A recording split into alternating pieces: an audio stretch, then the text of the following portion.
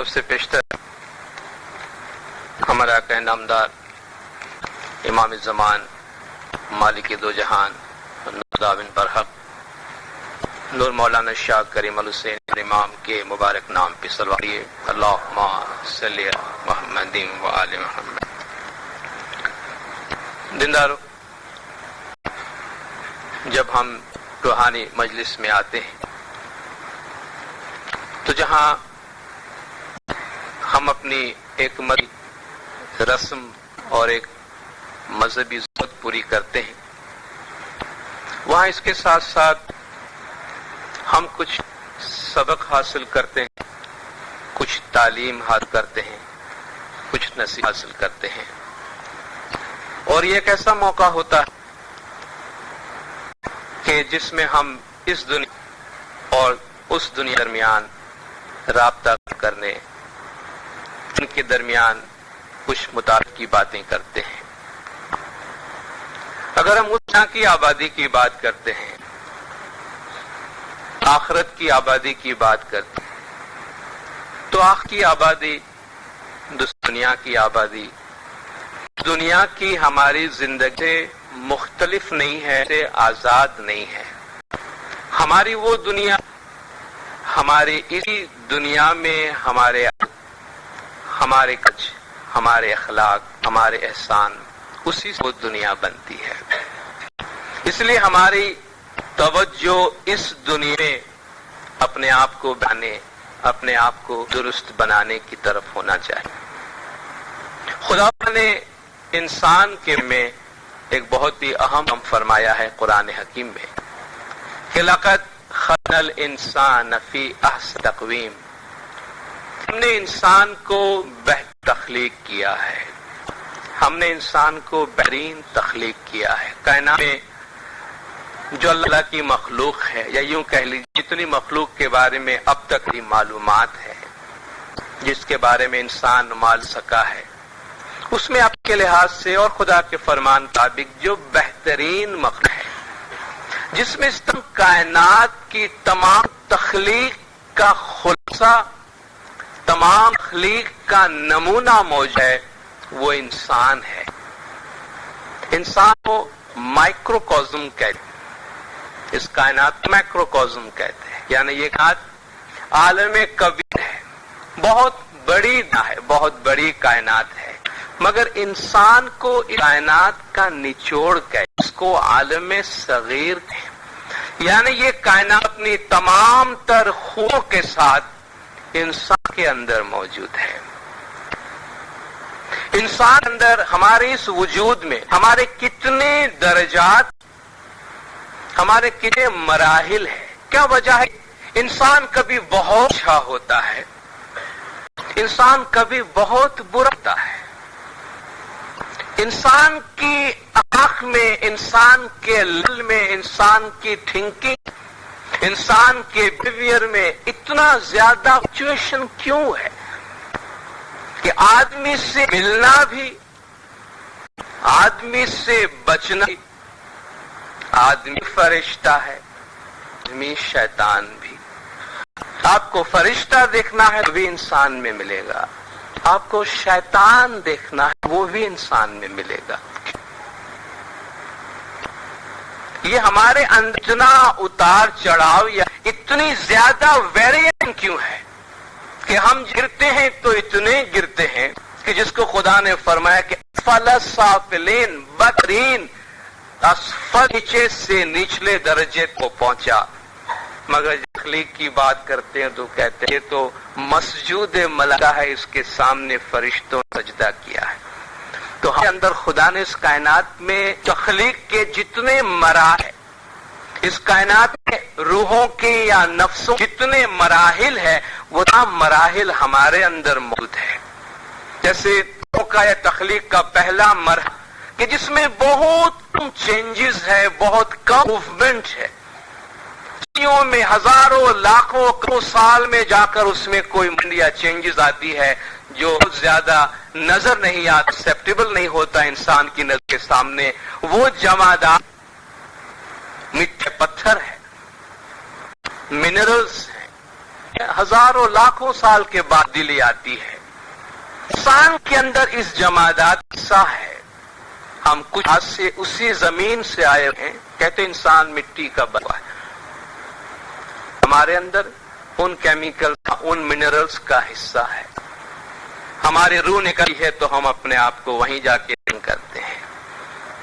جو روحوں کا یا نفس یا تخلیق کا دوسرا مرحلہ ہے جس میں تھوڑی سی موومنٹ ہے, جس میں گروتھ ہے, جس میں اتنی سی لچک یا اتنی سی گنجائش ہے کہ گروتھ, جس کو ہم نبات کہتے ہیں, درخت کی پلانٹس کی دنیا کہتے ہیں, اپنی جگہ پہ بڑھتے ہیں. مرضی سے کوئی درخت چاہے کہ میں اس باغیچے سے نکل کے وہاں جاؤ کیونکہ یہاں پولیوشن بہت زیادہ, تو درخت اپنی مرضی سے ایسا کر نہیں سکتا, مگر اپنی جگہ سے جت گنجائش ہے وہ بڑھتا ہے. روح نامیہ کہتے ہیں یا روح نباتات کہتے ہیں. ہمارے وجود میں وہ نفس نامیہ یا نفس نباتات موجود ہے کیونکہ ہم بھی درختوں کی طرح تو ہوتے ہیں. ہم درختوں کی طرح بڑھتے ہیں اور پھیلتے ہیں. یہ دوسرا درجہ جو ہمارے اندر موجود ہے.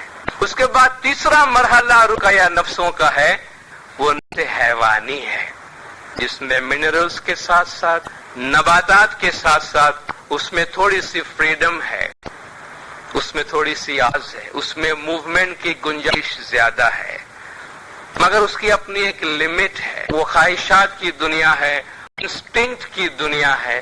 اس لحاظ سے ہم کہتے ہیں انسان حیوان ہے مگر ایک درجہ بہتر حیوان ہے. ہمارے اندر حیوان بھی موجود ہے. ہم بیسیکل حیوان ہیں سب اپنی جگہ پہ, کبھی کبھی حیوان بن جاتے ہیں. جو چوتھا مرحلہ ہے ہمیں انسان بناتی وہ انٹیکٹ ہے, روح ناطقہ ہے, انٹیلیجنٹ ہے, نفس ناطقہ ہے, جو انسان کو خیر اور شر کے درمیان, اچھائی اور برائی کے درمیان تمیز کرنا سکھاتی. اس لیے انسان کے واسطے ریوارڈ اور پنشمنٹ ہے, کیونکہ انسان کو اپنی مرضی سے اچھائی اور برائی کے درمیان فیصلہ کرنے کا اختیار دیا گیا ہے. اگر کوئی کتا آپ کو کتا ہے تو اس کو آپ کورٹ میں لے جا کے اس کیس نہیں کرتے, چونکہ بولے میرا نام یہ تھا, تم کو تو سنبھالنا. کتا آدمی کو کاٹتا ہے تو کوئی خبر نہیں ہے, لیکن اگر انسان کتے کو کاٹے, انسان کسی کو کاٹے تو وہ نیوز بن جاتی. اس نے غیر ذمہ دارانہ ایک ایسا کام کیا جو انسان کو زیب نہیں دیتا تھا. تو جو چیز ایمان کو انسان بناتی اور ایمان سے ممتاز کرتی ہے وہ انٹلیکٹ ہے, وہ عقل ہے. اور یہ عقل علم کا تخت ہے, یہ عقل علم کا گہوارہ ہے. یہ وہ ہے جہاں خدا اسے علم دے, اور وہ علم ہے جس کی وجہ سے انسان نہ صرف تمام حیوانات سے, تمام مخلوقات سے ممتاز ہوتا ہے, بلکہ تمام مخلوقات پہ حکمرانی کرتا ہے. خدا نے جب فرشتوں کو حکم دیا کہ آدم آگے سجدہ کرو, آپ دیکھیں اس میں ایک بہت ہی بڑی فلسفیانہ بات ہے. خدا نے فرمایا کہ وَإِذْ قَالَ رَبُّكَ لِلْمَلَائِكَةِ إِنِّي خَلَقْتُ بَشَرًا مِّن طِينٍ, فتوں سے خدا نے فرمایا کہ مٹی سے بشر بنانے والا ہوں. فَإِذَا سَوَّيْتُهُ, جب میں اسے بنا لوں, وَنَفَخْتُ فِيهِ مِن رُوحِي, اس میں اپنی روح ڈال دوں, سب اس کے آگے سجدہ کرتے ہوئے جانا. اور خدا نے فرمایا وَعَلَّمَ آدَمَ الْأَسْمَاءَ كُلَّهَا, اللہ نے آدم سارے نام سکھائے. یہ علم دینے کی بات ہے. خدا نے انسان کو آدم کو نام سکھائے, ثم عرضه علی الملائکۃ, پھر فرشتے سامنے رکھا کہ بتاؤ تمہارے پاس یہ نالج ہے جو ہم نے انسان کی ہے. انہوں نے کہا نہیں. تو جو چیز انسان کو افضل بناتی ہے تمام کائنات پہ وہ حکمت ہے, نالج ہے, وزڈم ہے, اور اس جگہ انٹیلیکٹ ہے, اس کی جگہ عقل ہے. اور اسی عقل کو عقل کل سے رشتہ ملتا ہے, رابطہ ملتا ہے. مولانا نے فرمایا کہ انسانی عقل بھی حاصل کرتی ہے, حکمرانی کرتی ہے, مگر عقل کل وہ انسانی عقل سے ماورا بھی ہے, مگر انسانی عقل کو تعلیم دیتی ہے.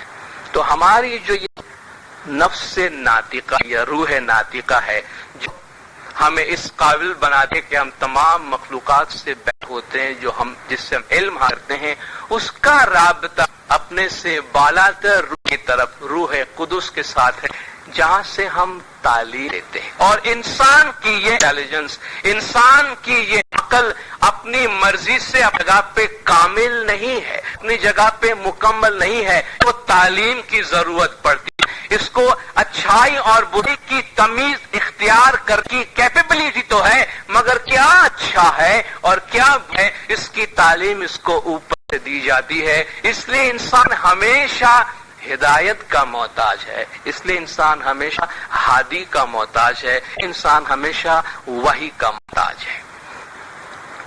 تو اگر اس دنیا میں ہماری زندگی ہمیں بہتر بنانی ہے کہ جس پہ ہماری دوسری دنیا کا دار و مدار ہے، تو اس دنیا میں ہمیں کیا کرنا چاہیے؟ اس کی تعلیم ہمیں اوپر سے دی جاتی ہے، اس کی تعلیم ہمیں خدا کی طرف سے ملتی ہے. ہمیں دنیا میں کیسی زندگی گزارنی، اس کی تعلیم ہمیں اوپر سے ملتی ہے، اور اس کے نمونے اور اس کی مثال ہمیں دنیا میں دی جاتی ہے کہ آپ ان لوگوں کی طرح بنیں، آپ ان کے جیسے بنیں. آپ دیکھیں کچھ ولی، اولیاء، پیر، پیغمبر کیسے لوگ گزر گئے جنہوں نے کوشش کی کہ دنیا میں اخلاق کا، اچھے انسان بننے کا بہترین نمونہ پیش کریں. حضور اکرم کے بارے میں خداوند تعالیٰ نے فرمایا کہ لقد کان لکم فی رسول اللہ اسوۃ حسنہ، تمہارے لیے حضور کی ذات میں بہترین نمونہ ہے. کیوں کہ خدا نے فرمایا وَإِنَّكَ لَعَلَىٰ خُلُقٍ عَظِيمٍ، بے شک ہم نے آپ کو اخلاق کے بلند مرتبے پہ رکھا ہے، اخلاق کے بلند مرتبے پہ رکھا ہے.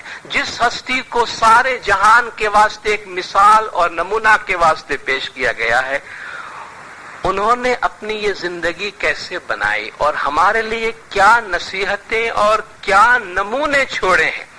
آج ہم ایسی کچھ بنیادی باتیں کریں گے جو کچھ حضور اکرم کی زبانی ہیں اور آپ کی تعلیم کے مطابق ہے. اور آپ نے فرمایا کہ میرے پروردگار نے مجھے یہ چند باتیں عمل کرنے کے لیے حکم فرمایا ہے کہ تم ان پہ عمل کرو. یہ 9 باتیں ہیں، اور ان 9 باتوں میں سے آج اگر ہم کوئی ایک چیز اپنے ساتھ لے جا سکے، ہمیں کہاں سے شروع کرنا ہے؟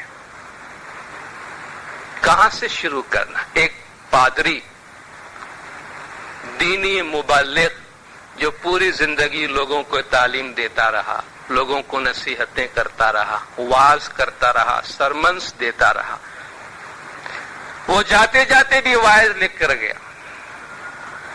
جاتے جاتے بھی اپنے قبر پہ ایک بڑا پتھر لگا گیا، سٹون کے اوپر ایک وعظ لکھ کے گیا کہ میرے پڑھنے کے بعد، میرے مرنے کے بعد بھی لوگ میرا وعظ سنتے رہے. مگر بہت حکمت کی بات اس نے کی. اس نے کہا جب میں جوان تھا، میرے ایمبیشنز بہت ہائی تھے اور میں اپنے آپ کو بڑا ہوشیار سمجھتا تھا. انسان جو عمر میں آگے جاتا ہے تو اس سے اپنی خامیوں، کمزوریوں کا، اپنی لیمیٹیشنز کا اندازہ ہوتا ہے. جیسے جیسے آگے جاتا ہے سمجھتا ہے کہ میں کچھ بھی نہیں جانتا. کہتے جوانی میں نے یہ سوچا کہ میں ساری دنیا کو بدل کے رکھ دوں، تو میں نے ایک ایسا پروگرام شروع کیا کہ میں سارے جہان کو چینج کر دوں. تو مجھے پتا چلا کہ دنیا میں کوئی میری بات سننے والا نہیں ہے اور کسی کے پاس اتنی فرصت نہیں ہے کہ میری بات سنے، اور یہ بات میرے لیے ناممکن ہے کہ میں سارے جہان کو چینج کروں. کافی عرصے کے بعد مجھے یہ خیال آیا کہ میں نے غلط جگہ سے شروع کیا. میں نے سوچا چلو کیوں نہ دنیا والے میری بات نہیں سنتے ہیں تو میں اپنے ملک کو تبدیل کر دوں. تو میں نے اپنے ملک کے واسطے پروگرام بنایا، اپنے ملک والوں کو نصیحت کرنا شروع کی. مگر پتا چلا کسی کے پاس ٹائم نہیں اچھی باتیں سننے کے لیے. میرا وقت ضائع ہو رہا تھا. میں نے سوچا کہ چھوڑو، اگر ان کو نہیں پڑھی ہے تو مجھے کیا پڑھی ہے، میں کیوں نہ اپنے محلے سے شروع کروں. جب میں نے محلے والے کو اچھی باتیں کرنا شروع کی تو جن کے تعلقات میرے ساتھ اچھے تھے وہ بھی برے ہو گئے کہ یہ کہاں ہمارے پیچھے پڑ گیا، یہ کیا اپنے آپ کو سمجھتا ہے. تو میں نے سوچا بھی چھوڑو، محلے والے کو، اپنے گھر والے کو ٹھیک کرتا ہوں. تو میں نے اپنے گھر والوں کو نصیحتیں کرنا شروع کی. چلو ہم کچھ اور کوئی نہیں تو اپنی فیملی کو درست بنا لیتے ہیں. کہا میری فیملی والے پاس بھی ٹائم نہیں تھا کہ میرے پروگرام پہ عمل کرے. تو کہتا ہے اینڈ آف دا لائف، آخر میں جا کے مجھے احساس ہوا کہ میں نے غلط جگہ سے شروع کی. Start with your self. کہ اگر میں اپنی ذات سے شروع کرتا, مرتے وقت مجھے خیال ہے کیوں نہ میں اپنی ذات سے شروع کروں, کہ اگر میں یہ سارے تعلیمات بجائے دنیا والوں کو دینے کے اگر میں اپنی ذات پہ اس کو اپلائی کرتا, میں اپنے آپ کو پریکٹیکلی درست بناتا, تو مجھے دیکھ کر میرے گھر والے درست ہوتے ہیں. میرے گھر والوں کے انفلوئنس سے شاید میرا محلہ درست ہوتا, اور میرے محلے کے انفلوئنس شاید میرے شہر پہ, میرے کنٹری پہ پہنچتا, اور اس طرح شاید میں دنیا پہ پھیل جاتا. آپ دیکھیں حضور اکرم کا پیغام کیسا ہے. نبوت کا اعلان ہوتے ہی سارے جہاں والے کو پیغام نہیں پہنچایا, اس سے پہلے اپنے آپ پہ اپلائی کیا. نبوت نازل ہونے کے بہت پہلے, نبوت 40 سال کی عمر میں آئی ہے, مگر یہ شخص نوجوانی سے امین اور صادق کے نام سے معاشرے میں مشہور ہے. معاشرے میں مشہور ہے, اپنے اخلاق کے لحاظ سے پہلے ہی مشہور ہے. پولیٹیکلی لوگوں نے ان کو ایکسپٹ نہیں کیا, مگر کسی نے محمد کے اخلاق پہ کبھی انگلی نہیں اٹھائی. وہی مکہ والے جو حضور اکرم کی جان کے دشمن ہو گئے تھے, اس کی وجہ یہ تھی کہ ان کا جو سسٹم بنا ہوا تھا, جو پاور کا سسٹم بنا ہوا تھا, وہ ڈسٹرب ہو رہا تھا. انفلوئنشل لوگوں کے ہاتھوں سے پاور جا رہا تھا, کیونکہ وہ ایکوالٹی کی بات کر رہے تھے, اس لیے ان لوگوں نے ان کو وہاں ٹکنے نہیں دیا. مگر وہی مکہ والے جو آپ کی جان کے دشمن تھے, جب حضور مکہ چھوڑ کے گئے ہیں تو آپ کے پاس مکہ والوں کی امانتیں پڑی ہوئی تھی. کہا اس شخص کے پولیٹیکل ویوز اچھے نہیں ہیں, مگر اخلاق میں اس سے اچھا آدمی کوئی نہیں ملے گا. امانت رکھنی ہے تو اسی کے پاس رکھنا, یہ خیانت نہیں کرے گا. لوگوں کے مال حضور کے پاس پڑے ہوئے تھے. حضور جاتے ہوئے مولا علی علیہ الصلوۃ والسلام کو دے کر گئے کہ میرے پیچھے سے جن جن کی امانت ہے ان کو لوٹا دینا. تو آپ نے دیکھا کہ کہاں سے شروع کرنا ہوتا ہے. ہم میں سے ہر ایک اگر اپنی ذات کو تھوڑا سا درست کرنے کی طرف توجہ دیں تو یہ دنیا بہت اچھی جگہ ہو سکتی ہے. یا یوں کہیے کہ اس وقت ہم دوسروں کو درست کرنے میں جتنی زیادہ انرجی ہم اپنی ویسٹ کر رہے ہیں, دوسروں پہ کمنٹس دینے میں جتنی زیادہ ہم اپنی انرجی صرف کر رہے ہیں, اس کا 100واں حصہ, اس کا 1% بھی اگر اپنی ذات کو درست کرنے میں کنسنٹریٹ کرے یا اپنی خامیوں کو ڈھونڈنے میں تھوڑی سی انرجی صرف کرے, ہم ایک بہت بہتر دنیا بنا سکتے ہیں. تو حضور اکرم نے فرمایا کہ میرے اللہ تعالیٰ نے, میرے پروردگار نے مجھے 9 باتوں کی وصیت فرمائی. اوصانی ربی 9, میرے پروردگار نے مجھے فرمایا ہے کہ ان 9 باتوں پہ تم عمل کرو. اور ہم دیکھیں کہ ان 9 خوبیوں میں سے, 9 تعلیمات میں سے کتنی ہے کہ جن پر ہم کچھ عمل کر سکتے ہیں. پہلی بات یہ ہے کہ خدا نے فرمایا کہ پوشیدہ اور کھلے عام دونوں صورتوں میں اخلاص سے کام لوں. پوشیدہ اور کھلے عام دونوں صورتوں میں اخلاص سے کام لوں. اخلاص یعنی سنسیئرٹی, پیورٹی, انٹیگریٹی, جس میں کوئی ملاوٹ نہ ہو. عام طور پر ہم زبان سے جو کہتے ہیں اس کا ہمارے دل سے کوئی تعلق نہیں ہوتا. ہمارے دل میں جو کچھ ہوتا ہے وہ ہماری زبان پہ نہیں آتا. اسے منافقت کہتے ہیں, ہپوکریسی کہتے ہیں, جو کافر سے بھی خراب ہے کہ اس نے تو اعلانیہ خدا کے دشمنی و جنگ کا اعلان کیا, تم تو زبان سے مسلم ہو اور دل کے کافر ہو. تو اخلاص کہتے ہیں وہی جو دل میں ہے وہ زبان پہ ہو, اور یہ جو صاف ستھرا ہونے کا, مخلص ہونے کا عالم ہے وہ اپنے پبلک لائف میں اور آپ کے پرائیویٹ لائف میں دونوں میں یک جیسا ہونا چاہیے. ہمارے اخلاق کا معیار, لوگوں کے ساتھ ڈیلنگ کا معیار, جب لوگ ہمیں دیکھ رہے ہوں تو دوسرا ہوتا ہے, جب کوئی نہیں دیکھ رہا ہوتا ہے تو دوسرا ہوتا ہے. کیوں؟ اس لیے کہ شاید ہم یہ سمجھتے ہیں کہ یہاں لوگ ہمیں دیکھ رہے ہیں, جب ہم پرائیویٹ لائف میں ہوتے کوئی ہمیں نہیں دیکھ رہا. خدا تو وہاں بھی دیکھ رہا ہے. مذہب کا, دنیا کے ہر مذہب کا بڑا معمولی سا یہ سادہ اصول بتاتے ہیں, جو بھی خدا میں مانتا ہے وہ یہ ضرور مانتا ہے خدا تم کو 24 گھنٹے دیکھ رہا ہے، تم ہمیشہ خدا کے سامنے موجود ہو، اپنی کوئی حرکت نہیں چھپا سکتے ہو، تو پھر کیا وجہ ہے کہ جب کوئی دیکھ رہے ہوتے ہیں ظاہر میں تو ہمارا برتاؤ دوسرا ہوتا ہے، جب ہم چھپے ہوئے ہوتے ہیں، خلوت میں ہوتے ہیں، تو ہمارا برتاؤ دوسرا ہوتا ہے۔ اسلام کا ایک مشہور خلیفہ گزرا ہے، اس میں بہت اچھی نصیحت موجود ہے۔ ہم میں سے بہت سے لوگ جو جماعت میں خاص طور پر خدمت کے اداروں میں ہیں، جہاں وہ سرکاری پیسہ استعمال کرتے ہیں، گرانٹ منی یوز کرتے ہیں، امام کا پیسہ، کمیونٹی کا پیسہ استعمال کرتے ہیں، ان کے لیے بڑا اچھا اس میں نمونہ نصیحت موجود ہے۔ وہ شخص رات کے اندھیرے میں دیا جلا کر حکومت کا کام کر رہا تھا، خلیفہ تھا، تو جب حکومت کا کام کر رہا تھا، دیا جل رہا تھا، اتنے میں اس کے فیملی کا کوئی شخص آیا جس کو پرسنل کام تھا اس کے ساتھ۔ ایک انٹیگریٹی کا ایک لیول کی بات کرتے ہیں، اب تو ممکن نہیں ہے کہ ایسی انٹیگریٹی کہیں پائی جائے، مگر اس کا تھوڑا سا حصہ بھی پایا جائے تو بہت بڑی بات ہے۔ کھلے عام تو ٹھیک ہے، پوشیدہ میں جہاں کوئی تمہیں نہیں دیکھتا۔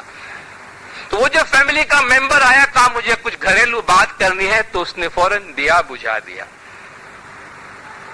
اس نے دیا بجھا کر اندھیرا کر دیا، اور وہ اپنے آفس میں بیٹھا ہوا تھا۔ کہا بھئی اندھیرا کیوں کر دیے؟ کہا دیکھو یہ سرکاری خرچ پہ جلنے والا دیا ہے، سرکاری خرچ سے اس کا تیل آتا ہے، اس کا دیا جلتا ہے، اور یہ دیا مجھے اپنے پرسنل کام کے واسطے یوز کرنے کی اجازت نہیں ہے، کوئی دیکھنے والا نہیں ہے، کوئی چیک نہیں ہے، کوئی ڈنڈا سر پہ نہیں ہے، اپنے اندر کا جو کانشنس ہے، جو اپنا باطن ہے، اپنا ضمیر ہے، کا یہ پبلک کا پیسہ ہے جسے مجھے اپنی ذات پہ خرچ کرنے کی اجازت نہیں ہے۔ مولا نے فرمایا آپ اداروں کو جو گرانٹس دی جاتی ہے، آپ کو اگر 1 شلنگ یعنی 1 روپیہ دیا جاتا ہے تو اس کا کم از کم 2 روپیہ فائدہ اٹھاؤ، اور جو بھی ہمارا یہ پیسہ، ہمارا مال غیر ذمہ دارانہ طور پہ خرچ کرتا ہے، تو مولا نے فرمایا یہ ڈیوائن منی ہے، یہ خدائی پیسہ ہے، عشق ایمان سے دیا ہوا پیسہ، دسوند کا پیسہ ہے جو تم خرچ کرتے ہو، تم سے قیامت کے دن اس کا حساب لیا جائے گا۔ ہم انسٹیٹیوشن میں جا کر بیٹھتے ہیں، کام کرتے ہیں اور ساری فیسلٹیز یوز کرتے ہیں، کبھی ہم اپنے آپ سے پوچھے ہیں کہ ہم ان فیسلٹیز کے اگینسٹ کتنا ریوارڈ جماعت کو دیتے ہیں؟ کوئی ہماری اکاؤنٹیبلٹی ہے؟ کوئی ہمیں پوچھنے والا ہے؟ کوئی ہمارا اسسمنٹ ہے کہ ان ریسورسز کو استعمال کے اگینسٹ میں کتنا ریٹرن ہم جماعت کو اور امامت کو دیتے ہیں؟ یہ کم سے کم اپنے آپ سے، اپنی ذات کو پوچھنے کی تو بات ہے۔ تو کہتے ہیں کھلے عام یا پوشیدہ ہر حالت میں میری جو سنسیئرٹی ہے وہ مینٹین ہونا چاہیے، اس میں کوئی فرق نہیں ہونا چاہیے۔ دوسری بات کہ خوشی اور ناراضگی، خوشی ہو یا ناراضگی دونوں حالتوں میں عدالت سے کام لوں۔ ہم میں سے بہت سے لوگوں کو انصاف کرنے کی ضرورت پیش آتی ہے، چھوٹی چھوٹی باتوں سے لے کے بہت بڑی بات ہوتا ہے۔ جو بہت بھاری ذمہ دارانہ پوزیشن پہ بیٹھے ہیں تو وہاں ایسے ڈیسیشنز ان کو لینے پڑتے ہیں جو کسی کی زندگی اور موت کا سوال بن سکتا ہے، یا بنانے اور بگاڑنے کی بات ہوتی ہے۔ یہ جو فیصلے ہمیں دینے ہوتے ہیں، خدا نے فرمایا یا ایھا الذین آمنوا کونوا قوامین بالقسط شہداء للہ، اے ایمان والو اللہ کے لیے سچی گواہ دینے والے بنو، سچی گواہی دینے والے بنو، یا اللہ کے سچے گواہ بنو، ولو علی انفسکم او الوالدین او اقربین، اگرچہ یہ تمہاری گواہ تمہارے اپنے ذات کے خلاف جاتی ہو، تمہارے ماں باپ کے خلاف جاتی ہو، یا تمہارے رشتہ داروں کے خلاف جاتی ہو۔ یہ اسلام کا ایتھک ہے کہ ایمان والو جو فیصلہ کرنے کا موقع ہے تو سچا فیصلہ دو، اگرچہ وہ فیصلہ تمہارے خلاف ہو۔ ہم تو سوری بولنے کو بھی تیار نہیں ہوتے، فیصلہ کو تو گولی مارو۔ ہم اپنی غلطی پر آئی ایم سوری، بھائی مجھ سے بھول ہو گئی، میں غلط، آئی واز رانگ۔ ہم میں سے کتنے میں یہ گٹس ہے کتنے میں یہ خوبی ہے جو کہہ سکے کہ آئی واز رانگ، میں غلطی پر تھا؟ سوال ہی پیدا نہیں ہوتا۔ اگرچہ میں جانتا ہوں میں غلطی پر تھا، مگر مر جاؤں گا مگر یہ الفاظ کبھی نہیں کہوں گا کہ میں غلطی پر تھا۔ حالانکہ یہ اتنے اچھے الفاظ ہیں۔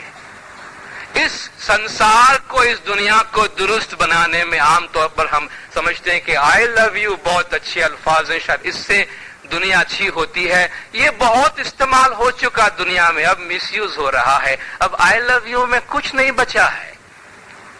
اب سب جانتے ہیں کہ یہ کھوکھلا بن گیا ہے۔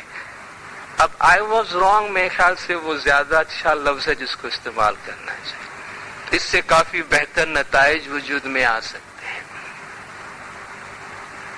تو کہتے ہیں کہ جب تم انصاف کرو، تمہاری ذات کے خلاف ہو یا تمہارے ماں باپ کے خلاف یا تمہارے رشتہ داروں کے خلاف۔ ہم میں سے کس کو آج تک یہ اعزاز حاصل ہوا ہے کسی اہم جگہ پہ بیٹھ کر اپنی ذات کے خلاف کوئی فیصلہ دیا ہو؟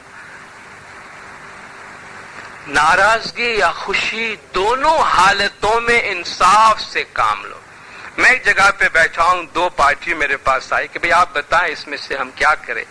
تو ظاہر ہے کہ فیصلہ جس کو میں پسند کرتا ہوں اس کے فیور میں ہوگا، سیدھی سی بات ہے۔ آج لوگوں کو ہمارے ایسے اداروں کی طرف جانے میں جرأت نہیں ہوتی ہے جو ہمارے فیصلے کرتے ہیں، کیونکہ ان کے ٹرسٹ جو ہے وہ ڈے بائی ڈے ایروڈ ہوتے جا رہے ہیں۔ حضرت امام نے فرمایا کہ the relationship between the جماعت and the institution should be that of trust and confidence۔ Trust and confidence نظر آنا چاہیے، نظر آنا چاہیے، انصاف ہوتا ہوا دکھائی دینا چاہیے۔ وہ صرف فلسفی میں نہیں رہنا چاہیے، انصاف ہوتا ہوا دکھائی دینا چاہیے۔ یہ دکھائی نہیں دینا چاہیے کہ ہمارے فیصلے میں ہمارے پسند اور ناپسند کا دخل ہے یا ہماری خوشی اور ناراض کا دخل ہے۔ اچھا اس نے تعلقات مجھ سے بگاڑے ہیں، اب دیکھتا ہوں بندہ کیسے ٹک سکتا ہے یہاں۔ سمپل سی بات ہے، یہ تو ہمارے روزمرہ کا اصول بن گیا ہے۔ حضور اکرم صلی اللہ علیہ وآلہ وسلم صلوات اللہ علیہ، آپ کے زمانے میں کسی خاتون نے جرم کیا تو لوگ پکڑ کے حضور کے پاس لے آئے کہ یا رسول اللہ اس نے فلان گناہ کیا ہے۔ دستور کے مطابق جو سزا تھی حضور نے سنا دی، اس کو یہ سزا دی جائے۔ سزا سنتے ہی بہت بڑے بڑے معزز لوگ دوڑ کے آ گئے، یا رسول اللہ آپ نے یہ کیا کیا؟ ابھی کیا ہو گیا؟ یہ تو بڑی پارٹی ہے بھائی، یہ تو بڑی پارٹی ہے۔ کیا مطلب ہے؟ آج کے زبان میں بات کرتا ہوں، بڑی پارٹی ہے، یہ تو شرفاء میں سے ہے، یہ ان لوگوں میں سے ہے کہ جن کو پنشمنٹ نہیں دی جا سکتی ہے۔ یہ پنشمنٹس تو غلاموں کے واسطے ہوتے ہیں، تھوڑی ایسے شرفاء کے واسطے ہوتے ہیں۔ یہ آپ واپس لیں، یہ آپ نے کیا کیا؟ آپ ہمارے معاشرے کو ڈسٹرب کر رہے ہیں۔ لوگ کیوں آپ کے خلاف ہو گئے تھے؟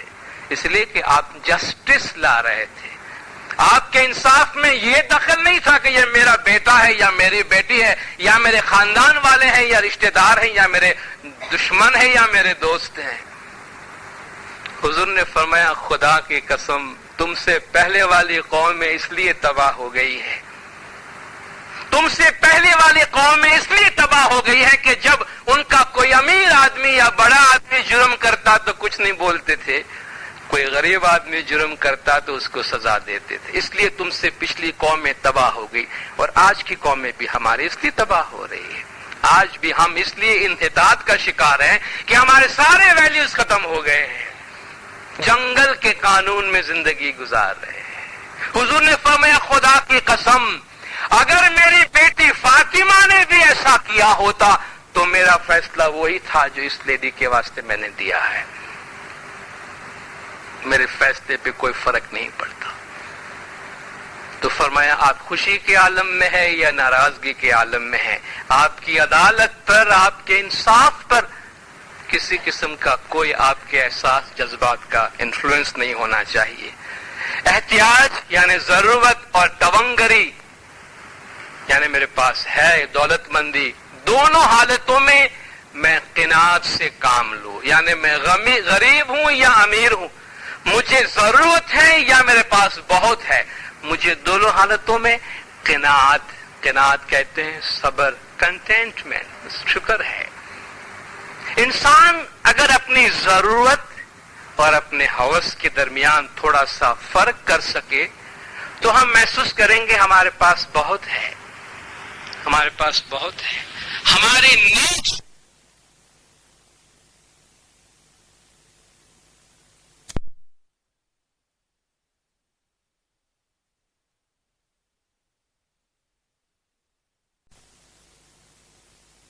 हम उसको एंजॉय नहीं कर सकते हैं। खुशी का सबसे पहला प्रिंसिपल है कि if you have something enjoy it, if you like something enjoy it. अगर आपके पास है तो शुक्र करो और उससे खुशी मनाओ, उसको आप एंजॉय करें कि आपके पास है। लेकिन जो है उसको हम काउंट नहीं करते हैं, और जो नहीं है, जो नहीं है, और हमारे सारे परेशानी की जड़ क्या है? हम उसके पीछे भाग रहे हैं जो हमारे पास नहीं है, और जिसके नहीं होने से भी हमारे लिए कोई फर्क पड़ने वाला नहीं है। बहुत है हमारे पास, मगर उसके पीछे भागने में हम अपना आराम, चैन, सुकून तबाह कर रहे हैं, बर्बाद कर रहे हैं। कहते हैं जरूरत हो या तवंगरी हो, आवे तो रोजी नहीं तो रोजा, ऐसा ऐसा ध्यान मेरे साहिब ये सुधरना। आ गया, ठीक है, शुक्र है। नहीं है तो नहीं होने के आलम में भी मैं एक मजहबी काम अंजाम दे सकता हूं कि मेरा रोजा है, वो भी फी सबीलिल्लाह, वो भी खुदा के राह में नेकी है। तो सबसे बड़ा, जिसको हज़रत इमाम बरकत का नाम देते हैं, बरकत का मतलब मैटेरियल प्लेंटी नहीं है। उस मेटेरियल प्लेंटी का क्या फायदा कि जिसके पास बहुत कुछ है, सारे दुनिया का सामान है, मगर एक मिनट का सुख चैन नहीं है। क्या हम ये कहेंगे इसकी लाइफ में बहुत बरकत? क्या हम ये कहेंगे इसकी लाइफ बरकत से भरी हुई है? उसके लिए तो वो अजाब है जो सामान उसके पास है। बरकत का मतलब है थोड़े में बहुत ज्यादा महसूस होना, कम को बहुत ज्यादा समझना, और कम में एफ्लुएंस की फीलिंग आना, जो इमाम की दुआ बरकत से आती है, और वो कंटेंटमेंट से आती है। ये खुशी और हैप्पीनेस के इंग्रेडिएंट्स हैं। ये खुशी हासिल करने की जड़ी बूटियां हैं कि जो है उस पे शुक्र करें, और भी आ जाए तो अच्छी बात है, मगर उसके लिए अपनी जिंदगी को बर्बाद करने की कोई जरूरत नहीं है। तो तीसरा प्रिंसिपल कहते हैं मैं सब्र से और शुक्र से काम करूं। चौथी बात कि जो मुझ पे जुल्म करे मैं उससे माफ कर दूं। जो मुझ पे जुल्म करे मैं उस पे माफ कर। ये खुदाई सिफात है। ये जो प्रिंसिपल्स बताए जाए, देखो इस कायनात के अंदर दिनदारों कुछ प्रिंसिपल्स काम कर, ये न समझे कि ये कायनात कोई हैपहैज़र्ड वे में चलती है, हमने हैपहैज़र्ड बना दिया है इसको चलने के लिए, तो और बात है, मगर इससे खुदा के जो लॉज हैं, खुदा के जो प्रिंसिपल्स हैं, वो डिस्टर्ब नहीं होते हैं। इस कायनात में खुदा के जो बहुत से कवानीन चलते, उसमें से एक कानून ये है कि आप जैसा देंगे वैसा आप पाएंगे। जो कुछ आपके पास से जाएगा वो आपकी तरफ आएगा। जिस हम कहते हैं जैसा बोओगे वैसा पाओगे, इसको हम थोड़ा सा रिफ्रेश करें कि जो काटना चाहते हो वही बो, जो काटना चाहते हो उसी की काश्त करो। अगर तुम चाहते हो कि तुम्हारे ऐब पे पर्दा डाला जाए तो दूसरों का ऐब मत खोलना। नहीं, मैं तो सबका ऐब खोलता फिरूं, लेकिन लोगों से मेरी ये तवक्को हो कि मेरा ऐब कोई न खोले, तो खुदा के कानून में इसकी गुंजाइश नहीं है। मैं लोगों को इंसल्ट करता फिरूं, लेकिन मेरी तवक्को ये कि सब मुझे मान, इज्जत, आबरू से बुलाए, नहीं होता है, कभी भी नहीं हुआ है ऐसा। मैं किसी को इज्जत ना दूं लेकिन इज्जत की तमन्ना करूं, मैं कोई नेकी ना करूं मगर खैर की तवक्को करूं, तो हो नहीं सकता। मैं किसी को माफ ना करूं तो कोई मुझे क्यों माफ करेगा? कभी नहीं करेगा। और ये खुदा का कानून है और ये खुदा की सिफत है। लोग खुदा का इतना बुरा करते हैं, खुदा के इतना बुरा बोलते हैं, खुदा को नहीं भी मानते हैं करोड़ों आदमी दुनिया में। खुदा ने किसी का भी दाना पानी बंद नहीं किया है। वो क्या खुदा अपने मकाम से इतना गिर जावे नीचे कि अच्छा ये मुझे मानता नहीं है, इसके पास बारिश बरसाना बंद कर दो, यहाँ सूरज की रोशनी देना बंद कर दो। खुदा इस किस्म के रिवेंज नहीं लेता और इंसान से भी कहते हैं कि तुम इससे बरातर हो जाओ, तुम्हें बहुत बड़ा बनाया है, حیوان کی طرح چھینا جھپٹی میں نہیں جاؤ، انسان بنو اور پرواز کرو، اوپر آؤ۔ یہ نیچے جاؤ گے نا، دیکھیے جو ہوائی جہاز ہے جو بہت اسموتھلی وہ فلائی کرتا ہے، اس کی وجہ یہ ہے کہ اس کا ایک الٹیٹیوڈ ہے، وہ اپنے خاص لیول پہ فلائی کرتا ہے۔ اگر وہ اپنا الٹیٹیوڈ چھوڑ کے نیچے آ جائے تو وہ عمارتوں سے ٹکرائے گا اور تباہی مچے گی۔ ہم اگر اسموتھلی چلنا چاہتے ہیں دنیا میں، تھوڑا اپنے آپ کو اوپر لے جائیں تو ان تمام ٹکروں سے آزاد ہو جائیں۔ ہم ٹکراتے کیوں ہیں؟ کہ ہم نے اپنا الٹیٹیوڈ بڑا لو کیا ہوا ہے، ہم بہت نیچے آ گئے ہیں۔ تھوڑا اوپر جائیں، کچھ اچھی صفات، کچھ اچھی خوبیاں، کچھ سیکریفائس، اور یہ سیکریفائس ہم کسی پہ احسان نہیں کریں گے۔ بھئی میں نے اس کو معاف کیا، ہم عام طور پہ کیوں معاف نہیں کرتے لوگوں کو؟ ہم لوگوں کو کیوں معاف نہیں کرتے ہیں؟ ہم یہ سمجھتے ہیں کہ ہم معاف کریں گے تو اس کا بھلا ہوگا، ہم نے چھوڑ دیا اس کو، وہ آزاد ہو گیا۔ ادھر یہ ہماری خوش فہمی ہے، ہماری یہ خوش فہمی ہے۔ اگر ہم یہ سمجھتے ہیں کہ اگر میں اس کو معاف کر دوں گا تو وہ تو آزاد ہو گیا، چھوڑ گیا میرے عذاب سے، میرے عطاب سے آزاد ہو گیا۔ آپ جس پہ غصے میں ہے، جس سے ہمارے تعلقات خراب ہے، جن کے خلاف میں دشمنی لیے دل میں پھرتا ہوں، جن سے میں بدلہ لینے کی ترکیبیں کرتا رہتا ہوں، میری ان تمام سوچوں سے اس کو کیا نقصان ہو رہا ہے؟ ہم دونوں میں سے ٹارچر کون ہو رہا ہے؟ وہ ہو رہا ہے یا میں ہو رہا ہوں جس کے خلاف میں نے غصہ بھرا ہوا ہے دل کے اندر؟ جو آدمی معاف نہیں کرتا وہ اپنے ہی سینے میں خنجر گھونپ کے پھرتا رہتا ہے، اپنے ہی دل کے اندر سوئی چبھو کے پھرتا رہتا ہے۔ جس دن ہم نے کہہ دیا کہ جا تو آزاد ہے، معاف کیا میں نے تجھے، میں تیرے ساتھ کچھ بھی نہیں کروں گا، تو میں نے اس پہ تو کوئی بھلا نہیں کیا، میں نے اپنے ہی دل سے وہ سوئی نکال کے پھینک دی کہ میں خامخواہ یہ برڈن کیوں اپنے ساتھ لیے پھرتا ہوں۔ تو لوگوں کو معاف کر دینا ہماری اپنی صحت کے لیے بہت اچھا، لوگوں کو معاف کر دینا ہماری اپنی ذات کے لیے بہت اچھا ہے۔ آپ جب بیماریوں کے بارے میں پڑھتے ہیں تو آپ پڑھتے ہیں نا کہ کتنی بیماریاں ہیں جس کی جڑ ہمارے ذہنوں میں اور ہمارے ایموشنل ٹربلز میں ہے۔ فزیکلی اس کا کوئی دخل نہیں ہوتا، کوئی جسمانی بیماری نہیں ہوتی، اس کی جو جڑ ہے وہ ہمارے مینٹل ایٹیٹیوڈ پہ ہوتا ہے، ہمارے ایموشنل ایٹیٹیوڈ پہ ہوتا ہے۔ دین اسلام کی یہ تعلیم ہے، ہمارے ائمہ کی یہ تعلیم ہے۔ امام زین العابدین علیہ الصلوۃ والسلام ایک دفعہ اپنے گھر میں ٹھہرے ہوئے تھے تو رات کے وقت آپ کے گھر میں کسی شخص نے آ کر آواز دی اور اس نے کہا کہ میرے پیچھے کچھ لوگ پڑے ہوئے حکومت کے جو مجھے پکڑنا چاہتے ہیں، سرکار آپ مجھے پناہ دیجیے۔ حضرت امام زین العابدین علیہ الصلوۃ والسلام وہ مولا کے پاس آئے کہ یا مولا آپ مجھے پناہ دیجیے۔ مولا نے فرمایا آ جاؤ۔ 3 دن وہ شخص وہاں رہا، چونکہ مدینہ میں دھڑ پکڑ ہو رہی تھی ان لوگوں کی جنہوں نے اس سے پہلے کافی گڑبڑ مچائی تھی، اس میں اس کا نام بھی تھا۔ تو یہ مولا کے پاس پناہ لینے آیا، 3 دن 3 رات مولا کے پاس ٹھہرا۔ مولا نے کہا اب حالات درست ہو گئے ہیں، تم اس راستے سے نکل جاؤ۔ مولا نے اپنا گھوڑا بھی اس کو دیا اور کچھ راستے کی رقم بھی اس کو دی۔ جاتے ہوئے وہ کہتا ہے کہ اے ابن رسول، آپ مجھے پہچانتے ہیں؟ آپ نے مجھ پہ ایک اجنبی آدمی پہ اتنا احسان کیا، کیا آپ مجھے جانتے ہیں؟ مولا نے فرمایا تو کوئی بھولنے والی چیز نہیں ہے، تجھے کیسے نہ جانو؟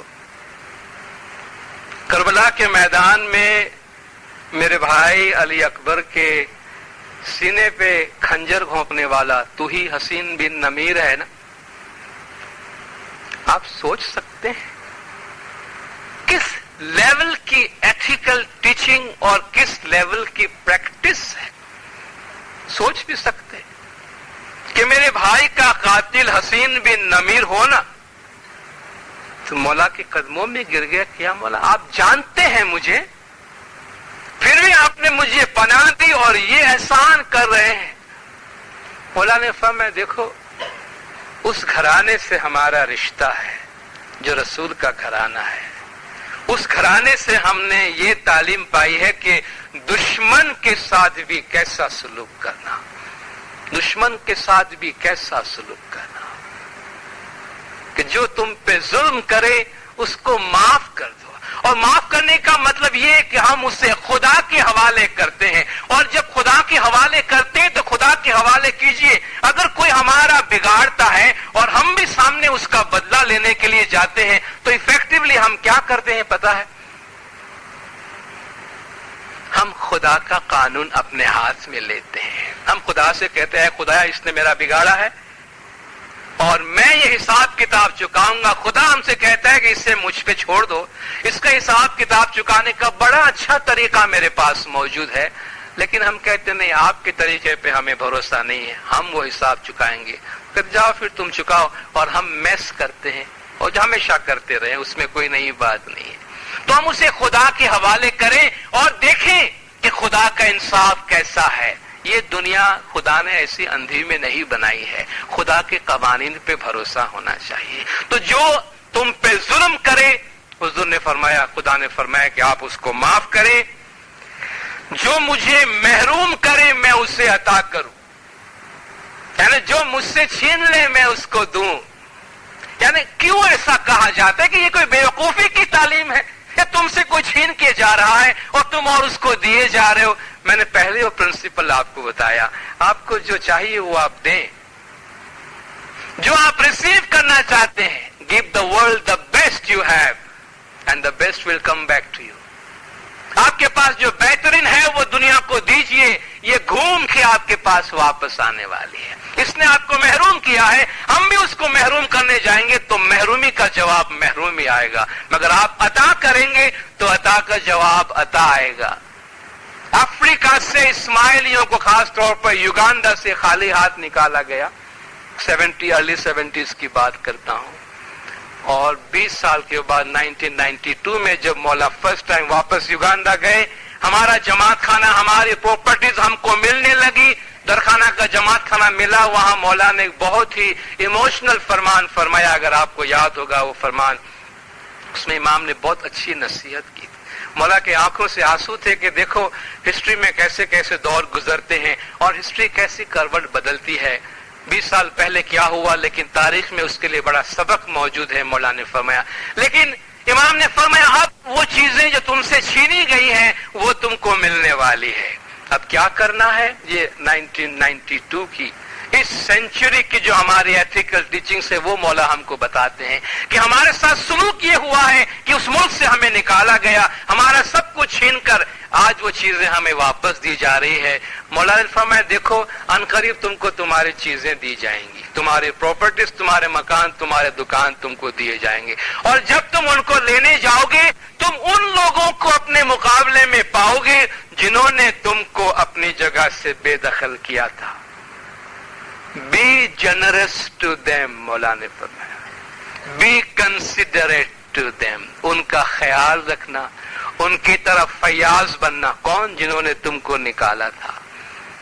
دیکھو ان کے بھی اپنے کمٹمنٹس ہوں گے، ان کی بھی فیملی ہوگی، ان کے بھی بچے ہوں گے، ان کی ضرورتیں ہوں گی. ان کے ساتھ سنگ دل نہیں بننا، یعنی وہ ریٹرن نہیں کرنا جو انہوں نے تم کو دیا. انہوں نے چھینا مگر تم دو. مولا نے فرمایا ہم کو تو صدیوں کے واسطے نام اور مثال قائم کرنی ہے، اس لیے ایسی کوئی بات نہیں کرنا کہ جس سے ان کو یہ ہو کہ آپ ریونج لیتے ہیں.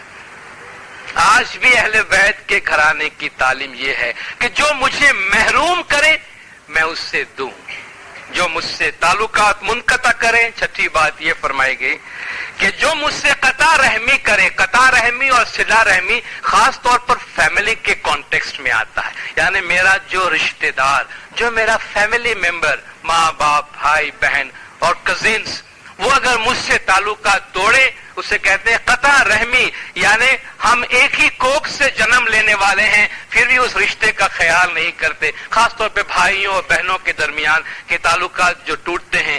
صلہ رحمی کہتے ہیں آپ ایک خاندان کے لوگ ایک دوسرے کا خیال کریں. قطع رحمی کہتے ہیں ایک ہی پیٹ سے جنم لینے والے اپنے تعلقات توڑ دے. کہتے ہیں جو مجھ سے قطع رحمی کرے میں اس سے صلہ رحمی کروں.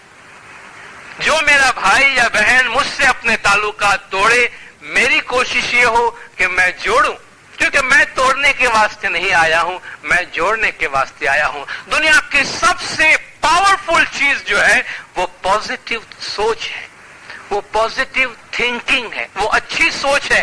دیکھیں دینداروں، برائی سے برائی کبھی ختم نہیں ہوتی ہے۔ اندھیرے کو دور کرنے کے لیے مزید اندھیرا نہیں لانا چاہیے، جھوٹ کو دور کرنے کے لیے مزید جھوٹ نہیں آنا چاہیے، بدبو کو دور نہیں کرتی ہے۔ کسی نے مجھ پہ کیچڑ اچھالا، میں سامنے کیچڑ اچھالوں تو کیچڑ دور نہیں ہوگا، اس کو جو چیز دور کرتی ہے وہ سامنے لائے۔ اگر آتش ہے تو سامنے پانی لے کر آئے، اگر کیچڑ ہے تو کیچڑ صاف کرنے کی چیز لائے، اگر بدبو ہے تو خوشبو لائے، اگر اندھیرا ہے تو روشنی لائے۔ یہ قدرت کا قانون ہے، اس میں کوئی نئی بات نہیں۔ آپ کا سائیکولوجسٹ آج آپ ذہنی پرابلم میں ہوتے ہیں تو آپ کو پہلی تعلیم یہ دیتے ہیں کہ be positive, use your positive thinking, positive power. جو اچھی چیزیں ہیں اس میں پاور ہے، تو آپ اپنی روشنی استعمال کریں، توڑنے کو چھوڑ کر جوڑنے کی طاقت کو استعمال کریں۔ آخری 3 باتوں میں فرماتے ہیں، 7ویں چیز کہ میری خاموشی غور و فکر بن جائے۔ میں جب خاموش رہوں تو وہ میری تھنکنگ بن جائے، اور تھنکنگ کے واسطے انفیکٹ ضروری ہے کہ ہم خاموش رہیں۔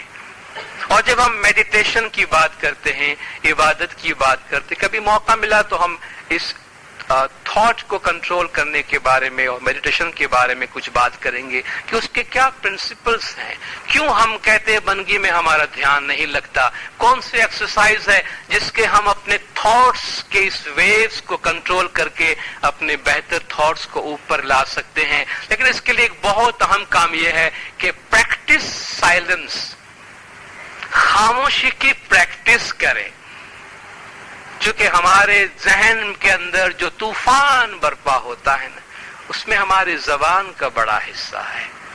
تو جہاں اپنی شخصیت میں ایک ٹھہراؤ، ایک سکون پیدا کرنے کی ضرورت ہے، اس کے لیے روزانہ تھوڑی دیر سائلنس پریکٹس کرنے کی ضرورت ہے۔ کوئی بھی اپنا پسندیدہ ٹائم اختیار کیجئے، اپنی پسندیدہ جگہ اختیار کرے، وہاں جا کر کچھ نہیں، صرف خاموشی سے بیٹھیں، کوئی سوچنے کی بھی ضرورت نہیں۔ پریکٹس اسٹلنس اینڈ پریکٹس سائلنس، چونکہ سائلنس ہمارا نیچر ہے، سائلنس نیچر ہے۔ کیوں ہمیں بیت الخیال کے لیے یا دنیا کے کسی بھی مذہب میں میڈیٹیشن کے لیے وہ ٹائم سلیکٹ کیا جاتا ہے جس میں منیمم ایکٹیویٹیز ہوتی ہے، جس میں ہمارا ذہن کم سے کم آکیوپائڈ ہو، کیونکہ یہ نیچر کی ریکوائرمنٹس ہے۔ کوئی ایسے میڈیسن ایجاد نہیں ہوئی ابھی تک جو ہمیں میڈیٹیشن میں مدد کرے۔ یہ ہمارے تھاٹس کو، ہمارے خیالات کو خود ہی قابو کرنے کی ضرورت ہے، اور خود مولا کا بھی فرمان ہے کہ مومن مطلب بغیر کی بات نہیں کرتا ہے۔ تو ہو سکے اتنا اپنے زبان کو ہم بند رکھیں، اور جتنا کم بولیں گے، آپ کو پتا ہے ہماری شخصیت کا بھی یہ ایک تقاضا ہے کہ اگر ہم چاہتے ہیں کہ لوگوں کو یہ پتا چلے کہ ہم غور و فکر کرنے والے آدمی ہیں، تو ایک کوالٹی اس کی یہ ہے کہ انسان کم بولنے والا ہونا چاہیے۔ آپ نے کبھی کسی ایسے آدمی کو دیکھا ہے جس کے بارے میں یہ امپریشن ہو کہ یہ بڑا ڈیپ تھنکنگ والا آدمی ہے اور بہت زیادہ بولتا ہے؟ آپ کو کوئی ایسا آدمی ملا ہے کہ جس کے بارے میں یہ مشہور ہو کہ بہت بولتا ہے اور بڑی گہری سوچ رکھنے والا آدمی ہے؟ حالانکہ سوچ اندر کی چیز ہے، بولنا زبان کی چیز ہے، لیکن آپ کہیں گے یہ ہو نہیں سکتا۔ اگر وہ گہری سوچ والا آدمی ہے تو کم بولتا ہوگا، اگر زیادہ بولتا ہے تو شیلو تھنکنگ والا آدمی ہوگا۔ تو اپنی سوچ کو امپروو کرنے کے لیے اپنی باتوں کو کم کرنے کی ضرورت ہے، اور یہ غور و فکر کہا گیا، جب بھی میں خاموش رہوں تو میرا غور و فکر کام کرتے رہے، یعنی میرا خیال کام کرتے رہے اور میں خیال کی دنیا میں پرواز کرتا رہوں۔ لیکن جب میں زبان کھولوں، یعنی اگر میری زبان بند ہے تو میں خیال میں ہوں، میں روحانی دنیا میں ہوں، میں غور و فکر کی دنیا میں ہوں۔ لیکن میری جب زبان کھلے تو وہ ذکر ہو، یعنی کوئی نیکی کی بات ہو، کوئی فائدے کی بات ہو، کوئی عقل کی بات ہو۔ قدرت نے اس میں ضرور کوئی نہ کوئی بات رکھی ہوگی دینداروں، کہ اگر ہم دیکھتے ہیں کہ خدا نے ہمیں 2 کان دیے ہیں مگر 1 زبان دی ہے، 2 کان دیے ہیں مگر 1 زبان دی ہے، کیوں؟ کم سے کم اس سے یہ نتیجہ تو اخذ کر سکتے ہیں کہ جتنا سنتے ہیں اس سے آدھا بولنا ہے،